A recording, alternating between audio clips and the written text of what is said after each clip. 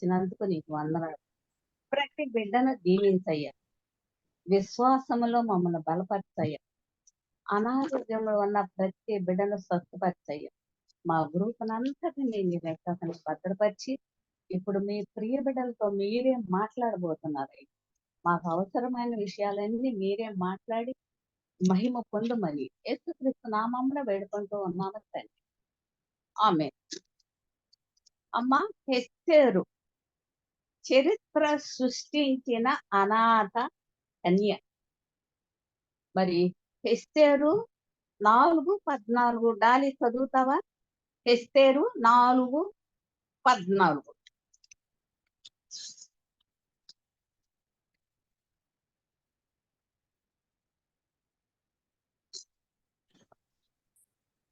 అమ్మ వినిపిస్తుందా? డాలీ డాలి లేదే సరే. అయితే నేనే చదువుతాను అండి. నీవు ఈ సమయమందు ఏమీ మాట్లాడక మౌనముగా ఉన్న ఎడల యూదులకు సహాయము, విడుదల మరి ఒక దిక్కు నుండి వచ్చును. కానీ నీవును నీ తండ్రి ఇంటి వారును నశించుదు. నీవు ఈ సమయమును బట్టి రాజ్యములకు వచ్చివేమో ఆలోచించుకోమని ఎస్తేరుతో మొదటై చూద్దాం. ఇక్కడ మనం చూసినట్లయితే ఎస్తేరు ఒక అనాథ కన్య. బైబిల్లో చరిత్రను సృష్టించింది. ఎస్తేరును హెబ్రీ భాషలో హదస్స అని కూడా అంటారు. అనగా వెలుగుచున్న కాంతి లేక కదంబ, మనుషుల పరిమళము గల చెట్టు. ఈ పేరును పర్షియా భాషలో ఎస్తేర్ అంటారు. ఈ మాట పరిస్తార్ అనే పర్షియా పదాల నుండి ఉద్భవించింది. అలాగే ఎస్తేర్ అనే గ్రీక్ పదాన్ని లాటిన్ భాషలో ఎస్తేర్ అని కూడా అంటారు. ఎస్తేరు రాణిగా పట్టాభిషేకం పొందింది. రాణి అయిన వస్తి ఎస్తేరుకు లోబడినందున ఆమె సింహాసనం నుండి త్రోసివేయబడింది. కాబట్టి ఆమెకు బదులుగా ఎస్తేరు రాణిని అభిషేకించాడు. అయితే ఎస్తేరు తల్లిదండ్రులు లేని బిడ్డ. ఆమె తోబుట్టువైన మొర్దెకై ఆమెను సొంత కూతురులాగా పెంచారు.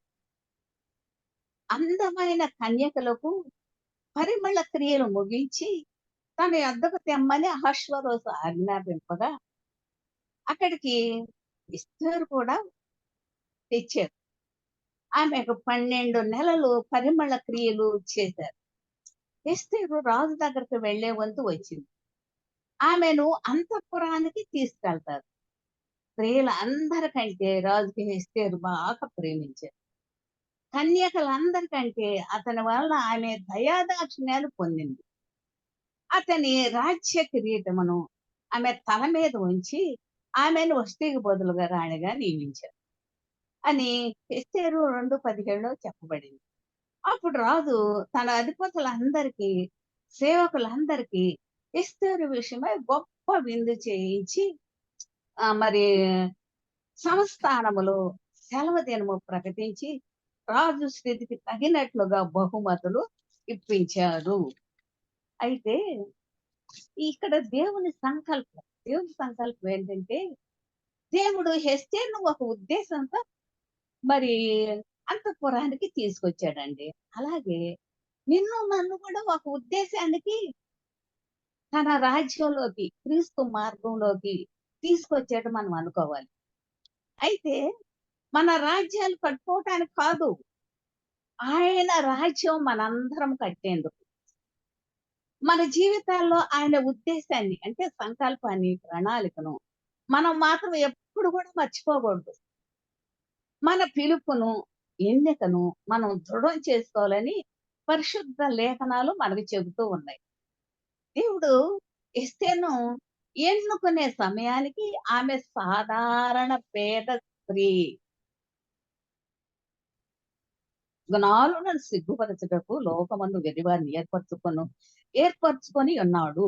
బలవంతులైన వారిని సిగ్గుపరచుటకు లోకములో బలహీనులైన వారిని దేవుడు ఏర్పరచుకొని ఉన్నాడు.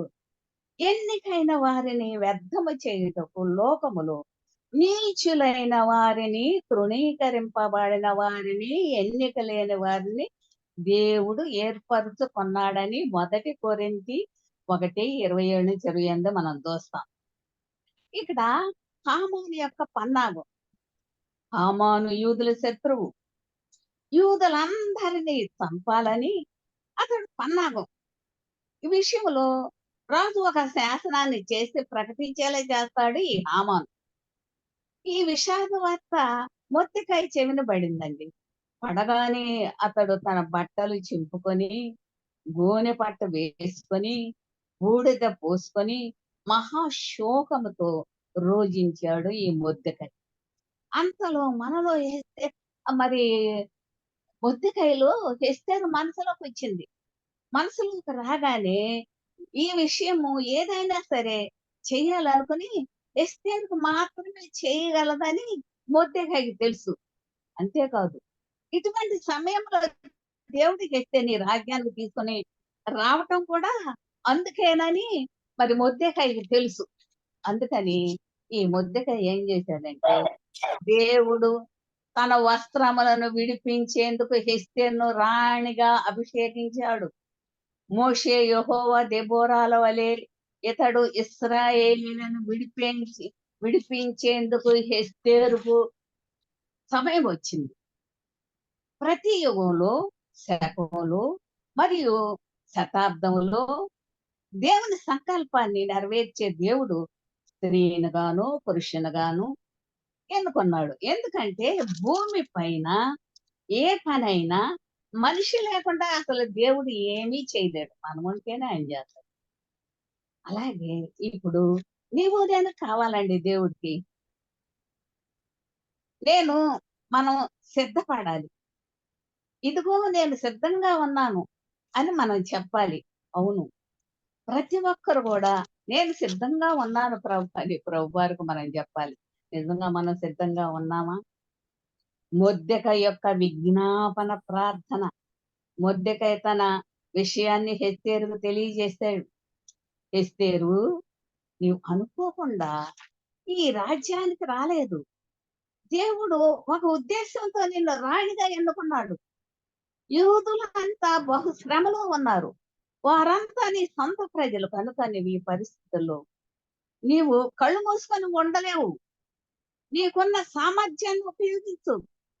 ఈ సమయంలో నీవు మౌనముగా ఉన్నట్లయితే యూదులకు మరో దిక్కు నుండి విడుదల లభిస్తుంది. అప్పుడు నీవు నష్టపోతావు. జాగ్రత్త సుమా. నీ వారు కాక నువ్వు కాదు, మనందరం కూడా మరణిస్తాం అంటూ మొర్దెకై వాపోతాడు ఎస్తేరు దగ్గర. నీవు మౌనముగా ఉన్నట్లయితే నీవు నశించిపోతావని పరిశుద్ధాత్మ దేవుడు మొర్దెకై స్థానంలో ఉండి అదే మాట మనందరితో చెబుతాడు. ఎస్తేరుతో చెప్తున్నాడు, స్త్రీలారా మౌనంగా ఉండకండి అని బైబిల్ చెప్తుంది. అలాగే ఇక్కడ మౌనంగా ఉండద్దని బైబిల్ చెబుతుంది. అలా ఎందుకుంది? ఇక్కడ అపోస్తలుడైన పౌలు పత్రికలో రాసిన 3 సంగతులు రాసేందుకు మరి ప్రేరేంపబడ్డాడు. ఏంటంటే ఆభరణాలు ధరించకూడదు, తలపై ముసు వేసుకోవటం, మౌనంగా ఉండటం. ఇలా చూసినట్టయితే మరి మొదటగా సమయాన్ని బట్టి, సందర్భాన్ని బట్టి మరి సందోచితంగా బోధింపబడ్డాలని ఇక్కడ గ్రహిస్తాం. అయితే ఇక్కడ మనం చూసినట్లయితే ఎస్తేరు గ్రంథములో ఒక్క నిమిషం.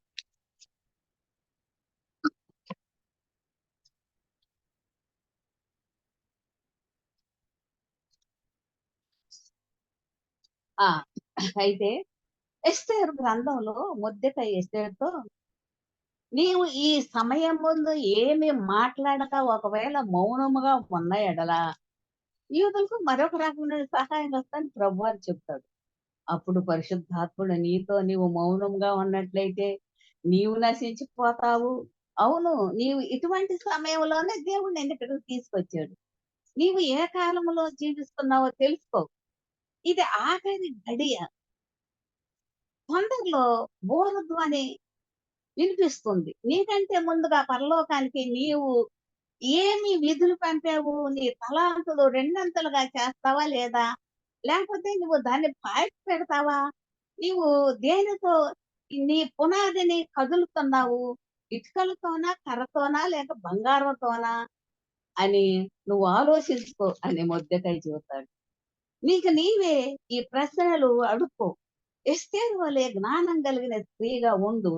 దేవునికి ఎస్తేరు ఏ విధంగా జ్ఞానము కలిగి జీవించిందో మనం కూడా జ్ఞానము కలిగి జీవించాలండి. మొర్దెకాయి ఈ మాటలు ఆమె హృదయానికి దూసుకు వెళ్ళాయి. అయితే ఎస్తేరు కూర్చొని కేవలము నేనొక స్త్రీని, ఇన్ని లక్షల మంది యూదులను నేను ఏం చేయగలను?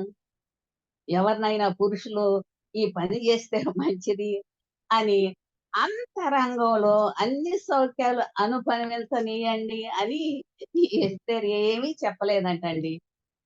అలా కాక ఆ పని సర్వ సముద్రాలయ్యిందండి. బైబిల్ చరిత్రలో ప్రకాశించాలంటే ఒక నిర్ణయం తీసుకుంది. దాని నిమిత్తం క్రైస్తవులందరి దృష్టి ఆకర్షించుకున్న పద్ధతులను ఆమె ఎన్నుకొందండి.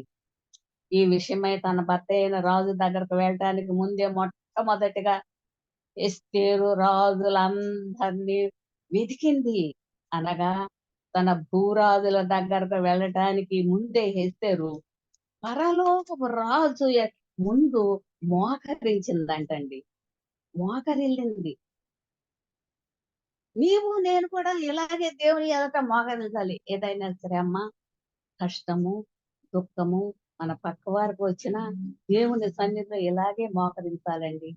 మన కుటుంబంలో గాని, సంఘములో గాని, పని చేసే చోట గాని, ఎటువంటి సమస్యలైనా గాని తీర్చేందుకు మనము దేవుని సన్నిధికెళ్ళాలి. మనుషుల్ని అసలు ఆశ్రయించక్కరే అక్కర్లా.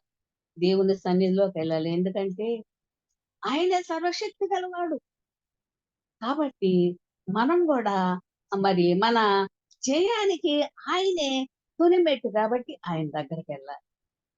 3 రోజులు ఉపవాసం ప్రకటించిందండండి ఎస్తేరు. మొర్దెకై ఎస్తేరు బాధ్యతను ఆమెకు జ్ఞాపకం చేసినప్పుడు ఆమె అతనికి ఒక కబురు పంపింది. ఏమని పంపింది? నీవు పోయి షూషాను నందు కనబడని యూదులందరికి సమాజముగా సమకూర్చి నా నిమిత్తము ఉపవాసం ఉండి 3 దినములు అన్నపానములు చేయకుండుడి. నేనును నా పనికెత్తలు కూడా ఉపవాసం ఉంటాము. అటువలనే మొర్దెకై బయలుదేరి ఎస్తేరు తనకు ఆజ్ఞాపించిన ప్రకారం అందరికీ మొర్దెకై చెప్పాడు. ఎస్తేరు తన వ్యక్తిగత అవసరాల కొరకు గాక దేశం కొరకు 3 దినములు ఉపవాసం ఉండి ప్రార్థించిందండి. మనం కూడా ఎవరికన్నా ఇతరుల కొరకు మనం ప్రార్థిస్తామా? ఒకసారి మనం ప్రభువుని నమ్ముకున్న బిడ్డలుగా మనం ఆలోచించుకోవాలండి. కనీసం నెలకొకసారో, లేతే నీ దేశం కొరకు, నీ రాష్ట్రం కొరకు, పట్టణం కొరకు, గ్రామం కొరకు, ప్రజల కొరకు ఉపవాసం ఉండి ప్రార్థిస్తున్నామా లేదా? కాబట్టి ఈ రోజే మనం తీర్మానం చేసుకుందామండి. ఎవరన్నా బాధల్లో ఉన్నప్పుడు మీ దగ్గరకొచ్చి సహాయం అడిగినప్పుడు మనం ఎవ్వరక్కర్లా దేవుని సన్నిధిలో మోకరించి ప్రార్థన చేయాలి. నేను ఒక విజ్ఞాపన చేసే స్త్రీగా ఉంటాను ప్రభా. అంగలార్చే స్త్రీగా ఉంటాను. వ్యర్థమైన భూలోకాల గురించి కాక నశించే ఆత్మల కొరకు అంగలారుస్తూ ఉంటాను. ఎందుకంటే వ్యర్థము వ్యర్థమని ప్రసంగి చెబుతున్నాడండి. వ్యర్థము వ్యర్థము అని. సూర్యుని క్రింద పడుతున్న పాటలన్నీ అంతటిని వారికి కలుగుతున్న లాభమేంటి? తరము వెంబడి తరము గతించిపోతున్నది అని ఇక్కడ చెబుతాడు. అయితే ఇక్కడ మరి తండ్రి నా పట్టణములో లేకపోతే నీ రాజ్యము వచ్చుగాక నా గ్రామములో నా జిల్లాలో అన్నిట్లో నీ శాశ్వతమైన రాజ్యము రాని ప్రభు అని మనం ప్రార్థన చేయాలి. నీ రాజ్యము బహు సౌందర్యము గలదై నిత్యముండే రాజ్యము. వెదకదగిన ఈ నిత్య రాజ్యాన్ని నేను ప్రేమిస్తున్నాను ప్రభు అని మనందరము మోకరించి ప్రార్థన చేయాలి. ఇలా ప్రార్థించిన తర్వాత నీవు ఏది అవసరం అప్పుడు ప్రభువారిని అడుగు. అయితే యేసు ప్రభువు మనకు బోధిస్తాడు. మా అనుదిన ఆహారము నేడు మాకు దయచేయము అని అంటాడు. ఎస్తేరు రాజభూషణములు ధరించిందండి. ఎస్తేరు రాజు సన్నిధికి వెళ్ళటానికి ముందు ఆమె రాజభూషణములు ధరించింది. ఎస్తేరు 5:1 చూస్తాను. నీవు నూతన ఎస్తేరువు. రాజుల రాజు సన్నిధికి వెళ్లే ముందు దైవికమైన స్త్రీగా నీవు కూడా తగు రాజభూషణములు ధరించి వెళ్ళాలి. ఈ వస్త్రాలు 1 పేతురు 3:3-5 ఇవ్వబడ్డాయి. నీవు ఆత్మీయ రాజభూషణములు ధరించాలి రాజు దగ్గరికి వెళ్ళేటప్పుడు. కాబట్టి నీవు నీ హృదయపు అంతరంగ స్వభావం మీకు అలంకారముగా ఉండాలి.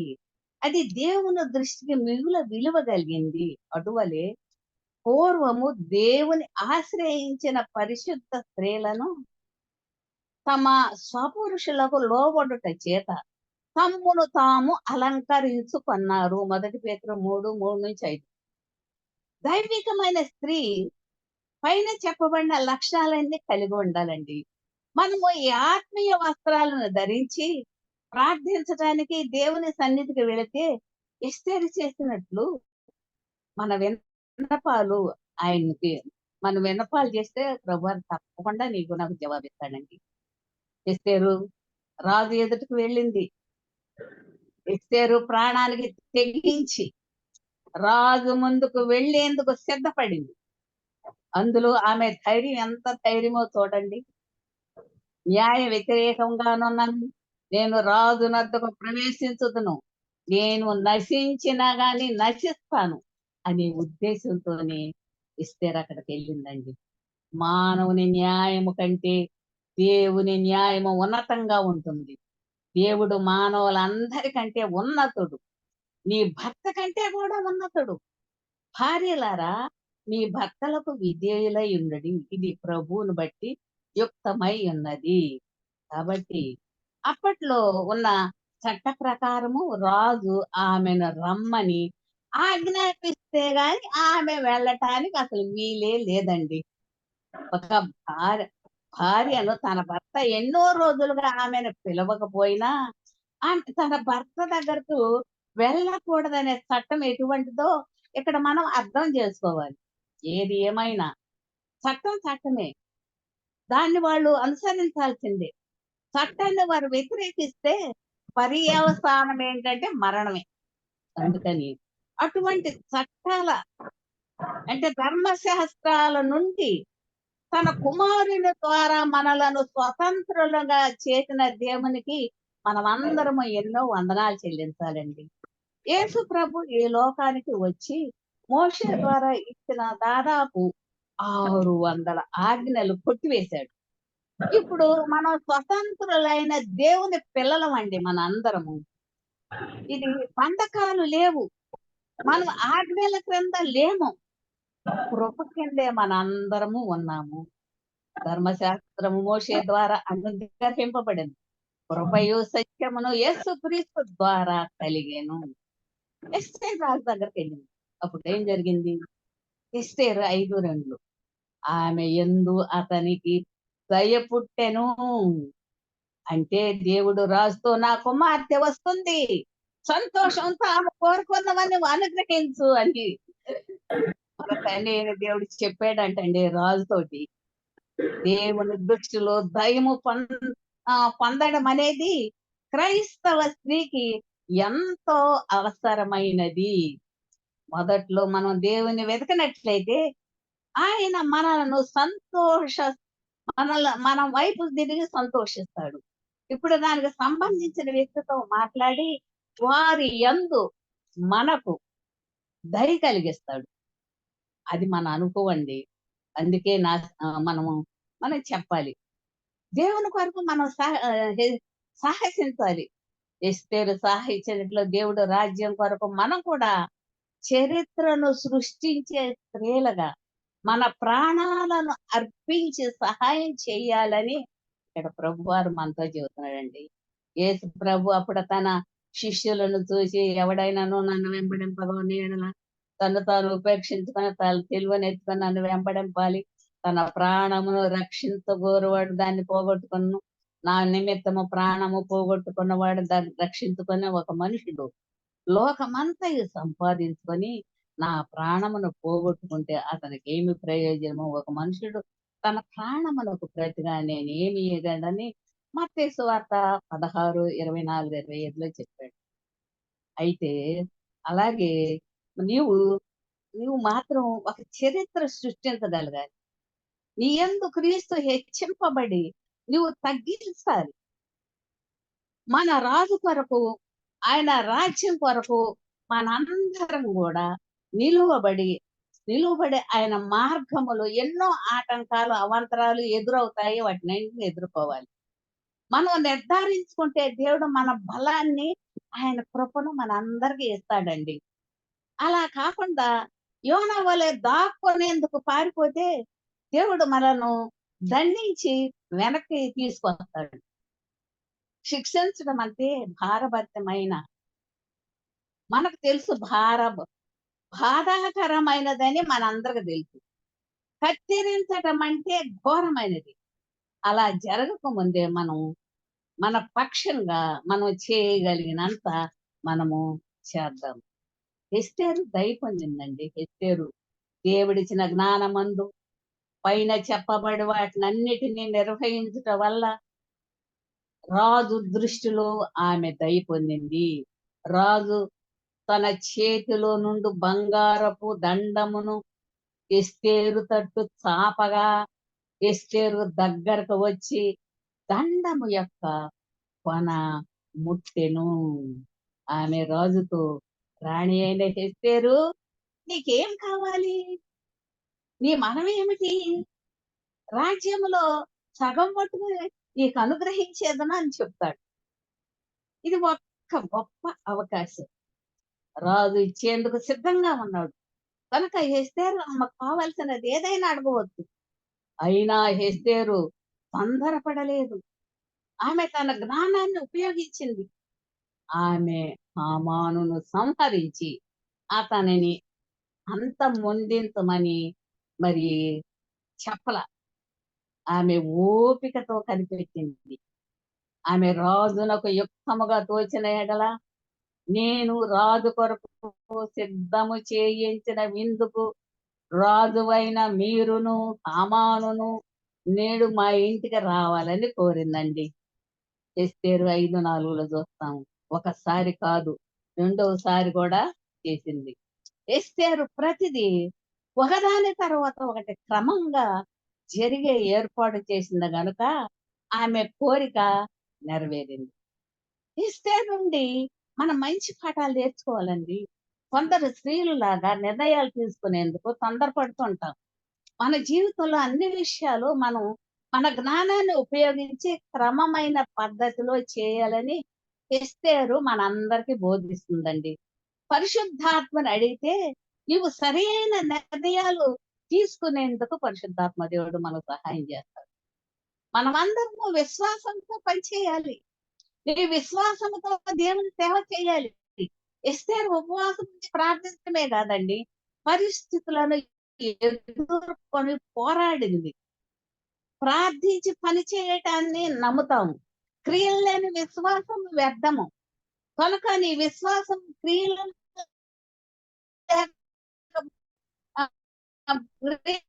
పెట్టకపోతే నీ విశ్వాసము లేకుండా దేవుణ్ణి మనం సంతోష పెట్టలేము. అందుకే దేవుని హృదయానుసారుడుగా మనం చూస్తాము. దేవుడు బైబిల్ అంతట్లో గమనించినట్లయితే స్త్రీ పురుషులందరూ విశ్వాసమును క్రియలో పెట్టారు. అబ్రహాము, శారా వారి విశ్వాసం క్రియలో పెట్టారు. రెబ్కా విశ్వాసం క్రియలో పెట్టింది. అన్నా విశ్వాస క్రియల్లో పెట్టింది. దెబోరా విశ్వాస క్రియల్లో పెట్టాడు. రూతు విశ్వాస క్రియల్లో పెట్టాడు. మరి అదే విధంగా ఎస్తేరు ఇంకా అనేక మంది స్త్రీలు వారి విశ్వాసాన్ని కనబర్చారు. ఆ విధంగా మనందరం కూడా విశ్వాసంలో కనబరచాలని ఇక్కడ దేవుడు మనకు చెబుతున్నాడు. కాబట్టి నీకు ఎన్నో తలాంతులు కలిగి ఉండవు. స్త్రీలకు నీ కుటుంబంలో, సమాజంలో వారు నివసించే చోటనే గాక వెళ్ళే సంఘంలో కూడా ఎంతో ప్రభావం కలిగి ఉంటావు. సభ్యులు చేయలేనిది నీవు నేను చేయగలము. గొప్ప పురుషులు, గొప్ప తల్లుల్లాగా మీరందరూ జన్మించాలి. కాబట్టి మనము విజయమొందిన ప్రతి పురుషుని వెనుక ఒక స్త్రీ ఉంది. దీనికి గొప్ప పురుషుడు అని మనము చెప్పాలి. ఎస్తేరు ప్రార్థన ఫలితాలు ఏంటంటే దేవుడు ప్రార్థనలకు జవాబునిస్తాడు. ప్రార్థనను ఉపవాసంతో చేస్తే ఎంతో ప్రయోజనకరంగా ఉంటుంది. ప్రార్థన పరలోక నీతులను తెరిచేటువంటి ప్రార్థన మనము చేస్తాము. కొన్నిసార్లు ప్రార్థనలకు వెంటనే జవాబు కొన్నిసార్లు రాకపోవచ్చు. కొన్నిసార్లు కొంత ఆలస్యం అవుతుంది. ఏది ఏమైనా మీకు జవాబు వచ్చేందుకు ప్రభు సన్నిధిలో మనం ఎప్పుడు అడగాలండి. ఎప్పుడు మాట తప్పేవాడు కాదు. మనకిష్టమన్నీ ఇస్తాడు. మనం అడగాలి. మనం అడగాలి, తట్టాలి, వెతకాలి. దేవుడు ఎస్తేరు ప్రార్థనకు ఎంతో విస్తారంగా జవాబిచ్చాడు. ఎస్తేరు ప్రార్థన ఫలితాలు ఎలా ఉన్నాయి? ఎస్తేరు రాజు దృష్టిలో మరి దయను పొందింది. మొర్దెకై గలపరచబడ్డాడు. శత్రువు నాశనమయ్యాడు. హామాను మొర్దెకైకి సిద్ధము చేసిన ఉరికొయ్య మీదే ఉరి తీయబడ్డాడు. యూదులు విడుదలయ్యారు. నాశనం నుండి ఎస్తేరు రక్షించింది. నాశనం చేయబడింది దేశ జనులలో యూదుల ఎడల భయము కలిగిన కనుక అనేకులు యూదుల మతము అవలంబించిరి. వారిని హింసించే అందరిని యూదులు నాశనం చేశారు. మొర్దెకై గొప్ప స్థాయికి ఎదిగాడు. అతడు రాజునకు 2వ స్థానం నిలిచి యూదులలో గొప్పవాడయ్యాడు మొర్దెకై. కాబట్టి మనందరం కూడా మరి ఎస్తేరు లాగా ప్రార్థన స్త్రీగా మనం ఉండాలండి. దేవుని పనిచేసే స్త్రీగా మనం ఉండాలి. చరిత్రను సృష్టించే స్త్రీగా మనం ఉండాలి.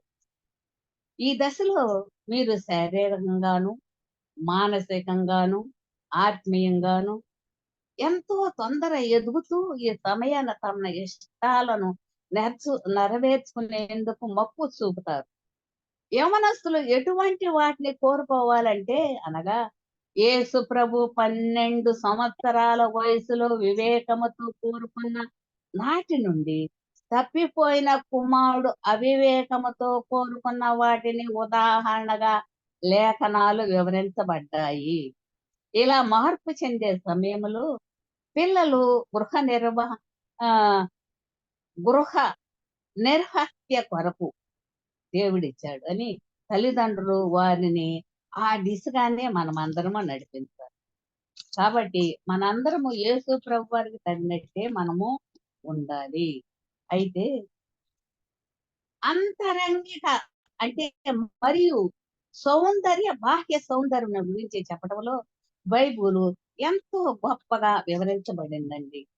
ఎంతో మంది చక్కటి బాహ్య సౌందర్యాన్ని బైబిల్ వివరించింది. వారిలో శారా, రెబ్కా, రాహేలు, అబిగయేలు, బెత్షెబా, ఎస్తేరు వీళ్ళందరూ కూడా ఉన్నారు. కాబట్టి ఎస్తేరుకు 12 నెలల పాటు స్త్రీల పరిమళ క్రియలు చేయబడ్డాయి. క్రైస్తవ స్త్రీ యొక్క రూపము అంతరంగిక ఆత్మకు ప్రతిరూపముగా సమరూపమైనదిగా మనం ఉండాలి. దేవుని రాజ్యాన్ని ఆటంకపరిచేదిగా మనం ఉండకూడదు. అందం చక్కగా కనపడేందుకు ముఖ వచ్చేసి కంటే లేక నూతనమైన ఫ్యాషన్ల ద్వారా కనబడే దానికంటే మిన్నయైనది దేవుని యందు దైవికమైన స్త్రీ మంచి ఆరోగ్యం కలిగి ఆరోగ్యంగా చర్మాన్ని కాపాడుకుంటూ తగిన దుస్తులు ధరించి వినయంగా తనను కనపరుచుకొనుట ద్వారా తన జీవితం ఇతరుల వలె ఆకర్షించుటయే కాక చివరికి ఆమెలో నివసిస్తున్న క్రీస్తును గురించి సాక్ష్యాన్ని పంచుకొనుట అవకాశాన్ని పొందుతుంది. మరి 92 అదే కొరింథీ 3:2, 3లో మనం చూస్తాం. కాబట్టి తన హృదయానికి అద్దం పడుతుంది. ఆమె దేవుని ప్రేమలో నిలిచి ఉంటే ఆమె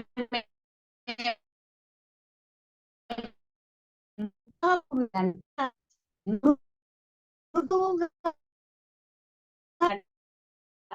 మన దేవుల్లో ఉంటేనంట లోపల ఉండే సంతోష సమాధానాలు ఆమె ముఖముపై ప్రజ్వరిల్లబడతాయి. స్త్రీ యొక్క ప్రవర్తన మరియు క్రియలు స్వభావంతో నిండి ఉందో లేక ఆమె వేర్లు ఎక్కడ నాటబడ్డాయో తెలియజేస్తాయి. స్త్రీ యొక్క హృదయం గలతీ 5:23 చూస్తే బాహ్యంగా ఆమె ముఖ వైచేసు ఎంతో ప్రకాశవంతంగా ఉంటదంటండి. ఏమి పూసుకోకర్లా, ఏం చెయ్యక్కర్లా. దేవునిలో ఉంటే ప్రశాంతంగా ఉంటామండండి. ఉత్సాహభరితంగాను, ప్రేమతోనూ, సుఖ సంతోషతలను కలిగిన దానిగా మనం అందరం ఉంటాం. ఇవన్నీ ఎటువంటి సుగంధాలతో గాని మరి ఏమి మనకి అక్కర్లా. దేవునిలో ఉంటేనే మనకి వస్తది. అయితే హృదయంలో పరిశుద్ధాత్మని మనందరము కలిగి ఉండడం ద్వారా ఒక స్త్రీ బలాన్ని, అత్యానందాన్ని పొందినదై ఇతరులకు గొప్ప శక్తి గల దారిగా మనం కనపడాలి. నిజమైన అందం అంతరంగం నుండి ఉద్భవించి స్వచ్ఛమైన ఆశయాలను స్పష్టంగా కనబరుస్తూ ఇతరుల ఎడ నిస్వార్థ ఆత్మను, దాతృత్వము మనందరము కలిగి ఉండాలని ప్రభువారు చెప్తున్నారు.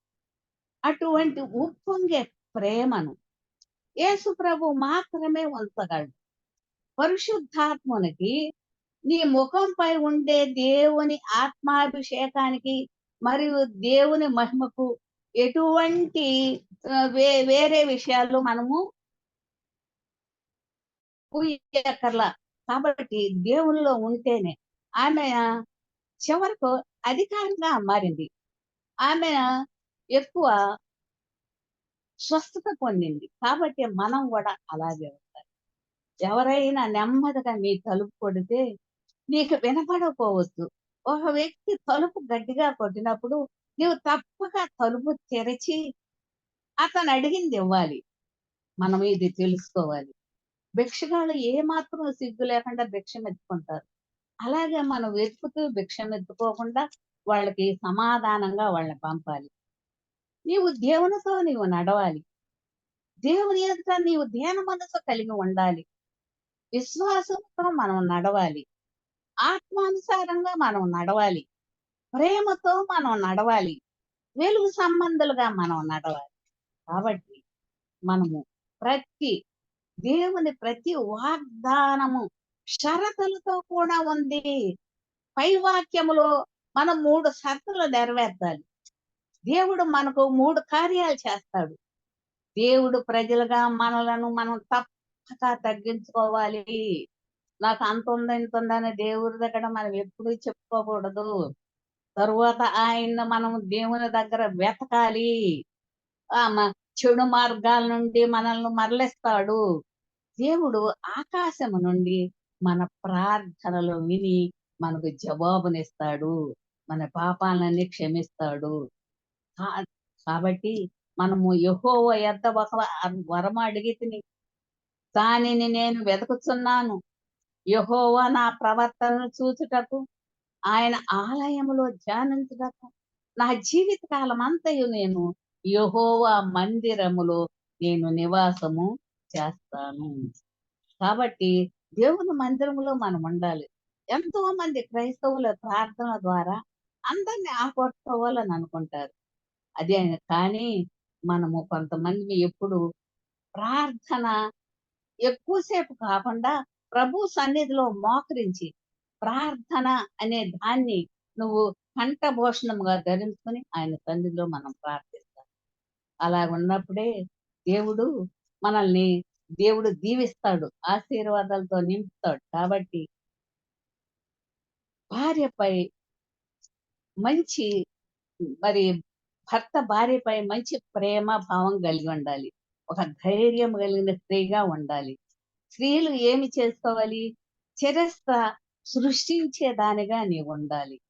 కాబట్టి ఈ దెబోరాని మిగిలిన వాళ్ళందరూ చూస్తే ఎంత కృప కలిగిన దేవుడు వాళ్ళు, ప్రేమ కలిగిన తండ్రి, విశ్వాసం గల స్త్రీ. మనందరం కూడా ప్రతిదినము వాక్యం అంటున్నాము.